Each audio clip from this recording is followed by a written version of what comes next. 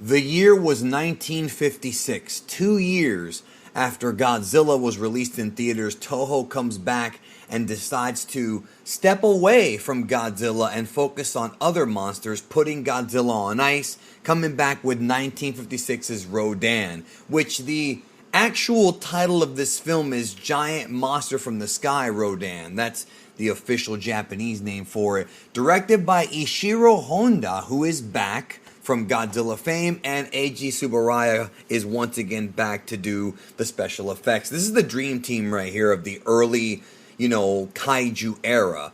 And without question, there have been other kaiju studios and people that have tried doing this, but nobody will ever touch Toho because Toho really put food on the plate for everybody to eat, and once again now with this other monster is now opening up the monsterverse, opening up to different monsters. They wouldn't quite yet have the idea to have the monsters fight each other. We're not going to get that until Godzilla versus King Kong, King Kong versus Godzilla. And obviously Rodan would become a character in future Godzilla films.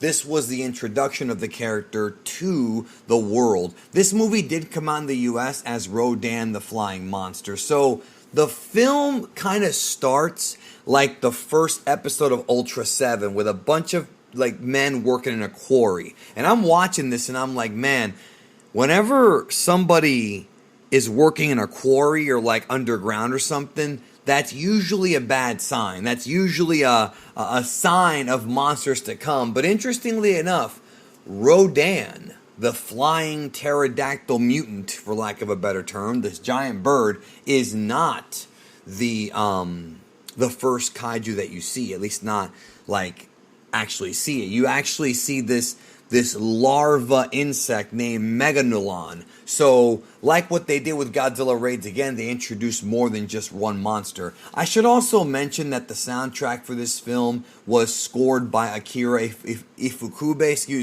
So, really the dream team of the early days of Godzilla is Ifukube, Honda, and Tsuburaya. These guys work together. Now, this movie, I should mention before I get back to the plot, this movie is the first color kaiju film. I used to think it was King Kong versus Godzilla, but that's just the first colored Godzilla movie. Rodan is the first actual colored movie in color, so to speak. And that to me really helped out the film, if you ask me. I know that I'm not really a snob when it comes to watching black and white films, but my eyes just work and are used to color more than anything else. So it's just something I was raised with. Maybe if I had only seen black and white films as a kid and never anything in color, it would be different. But I'm more used to color than I am black and white. Now, obviously, that does not mean that Gojira is a bad film at all. It's my favorite movie of the ones we've watched so far, but color does help. However, what it does not help is the plot. So the first half of the movie, you don't even see the Rodans. There's a mystery going on. They're trying to figure out who did what. It's like a whodunit thing. And it really was not interesting. It really, I tried to get into it, but it just didn't grab me. Kind of like Godzilla Raids Again. It just did not really grab me. I was just kind of wondering when the Rodans were going to show up. And guess what? They don't show up till about, a little more than halfway through the movie. This, to me, kind of hurt the film. Now, I'm a guy who's somewhat patient when it comes to these films if there's a good story. But this one kind of felt like Godzilla 2014, even though in that movie there was a lot more tickling and a lot more teasing of Godzilla than this one. You don't really see the Rodans till the second half of the movie. But, I am going to say this.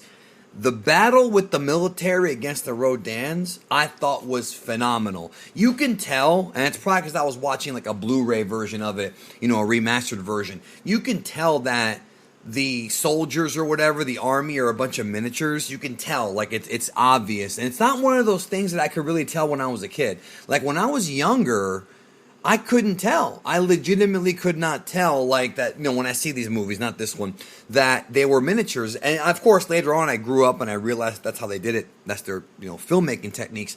Here you can clearly see it. But it was cool, though. It was cool. I actually really liked that fight. There is foreshadowing with these eggs and whatnot. I don't want to go into the entire plot, but there is foreshadowing with these eggs. And they, of course, hatch, and that's where Rodan comes from. The reason why I don't want to go into the plot is, even though I know it's a very old movie, so I know a lot of you guys have not seen this movie. I'm going to assume that because this movie's not included in most of the Godzilla collections. Usually you're going to get like the Godzilla films, and this one is separate, so I know a lot of you guys have probably not seen this. Now, I did see the Japanese version, not the English one. I have the English one too, but it is different, and I'm not really sure exactly how, but I know that the English one starts out with like nuclear bomb explosions. I don't recall this one having that at all, but they're trying to tie everything in, to like what Godzilla did with the nuclear bombs being the issue, So one thing I will say about the special effects, right, because they have the big fight with the army and, Rodan, is that I think some of the flying effects do look a bit, stiff. If you watch a lot of Toku, like if you go back and watch like Metal Hero shows like Space Sheriff Scheider or Gavan or stuff like that, you'll notice that whenever they have flying, like a flying ship or a flying creature, it's really stiff and doesn't move. Like the wings don't flap. Like it just looks like a toy, like just a plastic toy. And that's something that, I guess they just didn't have time to animate any wings. I mean, this is a very old movie. They didn't have time to make it look, as realistic as, for example, the way Rodan looked in Godzilla King of the Monsters, the recent one, the one from 2019. Like in that movie, they made Rodan actually behave like a bird, and that's because it was all CGI. So there you go. Now, I will say this: the end of the movie. I don't want to spoil it, but there's a shot with a volcano. I know for sure that, and it has kind of a sad ending. I want to say that it does have one of those endings where you kind of feel bad for the monsters, like you kind of do. Now, obviously, Rodan would come back in future movies. They would rewrite the canon.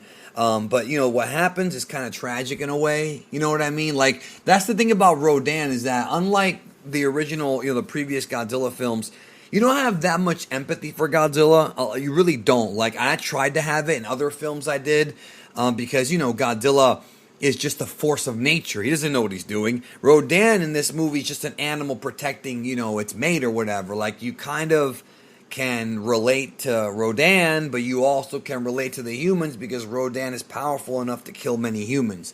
So, it's something I want to say now. I want to go back to what I was saying about the special effects. Besides the flying scenes, when Rodan is actually landed, they have a couple of close-up shots and you can see Rodan's wings moving. Much, much better effects when you see Rodan up close. They did a good job with that. So, really, to be honest, the second half of this movie is far more interesting than the first half. I'm not going to sit here and say, hey, skip to the second half, because that's not really how you should watch a movie, but just be prepared when you watch this film that the first half is going to be something totally inconsequential. I mean, not entirely, that's not true, but it's just not as interesting as the character of Rodan, who is the main character of this. So I would say this is more of an average film. I would probably rank it, I'd probably put it above Godzilla Raids Again. I liked it more than that one, but definitely not as good as the original Godzilla. I know that Rodan would come back later on, and some of the effects for Rodan wouldn't be as cool or as nice as they were in this movie, but I know Rodan's also involved in better stories. I mean, hell, what Legendary did with Rodan was better than what they did in this movie, I think. But obviously they had, with the benefit of foresight. So those are my thoughts on Rodan. Next up is Mothra. We'll be covering Mothra next. So if you have that film, the original Mothra, pop it into your DVD and look forward to the next review, and we'll talk about it together. Thanks again. Take care. Subscribe if you're new. Have a good one.